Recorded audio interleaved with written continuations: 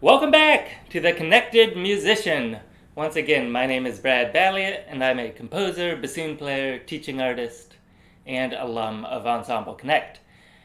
Now, in the first couple of videos we went through together, we kind of came up with a process to help narrow down to a single entry point to help introduce a work of art to your audience for your musical snapshot. Then you saw me introduce a piece of mine, the Brown Thrasher, 3 different ways with 3 different entry points.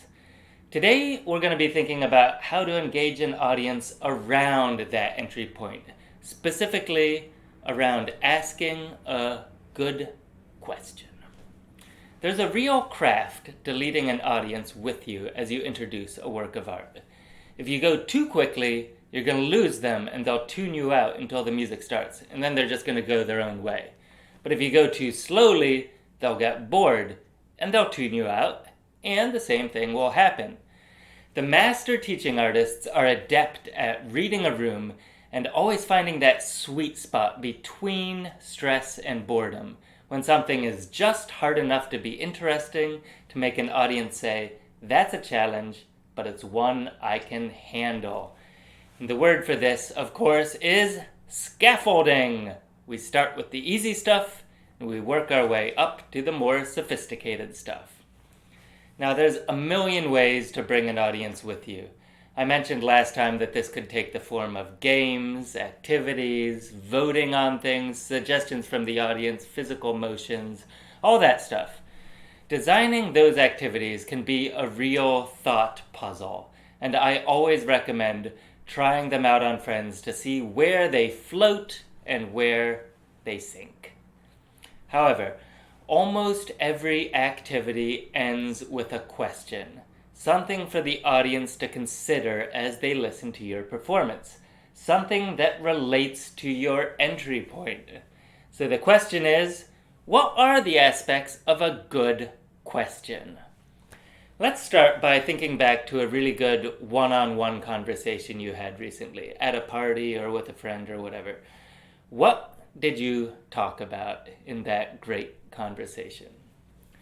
For a lot of people, they'll recall talking about something that interests themselves. In other words, we like a conversation to center around us, where the other party is kind of just prompting us along with more questions about ourselves. That's not really a bad thing, it's just human nature. But when we ask a question of our audience, we want to help them focus on themselves, because we want to help the audience see themselves in the work of art. That's going to make them care about it. This, by the way, is why the old turn and talk works so well in classrooms and concerts with kids. When you give the audience, really of any age, a chance to turn to their neighbor and share their thoughts, because it gives them a chance to make it all about themselves, and this will keep them wanting more. A good question creates a situation in which everyone in the room feels like they have to share their answer. A good question, after all, can do a lot of things. It can make someone remember an experience. It can make someone consider something familiar anew. It can draw awareness to something mental or physical. For instance, if I ask you, how does your left pinky feel right now? I'm drawing everyone's attention to one specific thing. And this is a very powerful position, one we should not take too lightly. Now, since we're talking about a musical question, the question you ask right before playing a piece, it should be related to the music. It should have an audible play out, in other words. That is, it should lead someone to listen. And if you're asking them to listen, they'd better be able to identify what you're asking them to listen for, or else, again, they're either going to get stressed or bored. And it also brings us back to the idea that the entry point must be something central to the piece.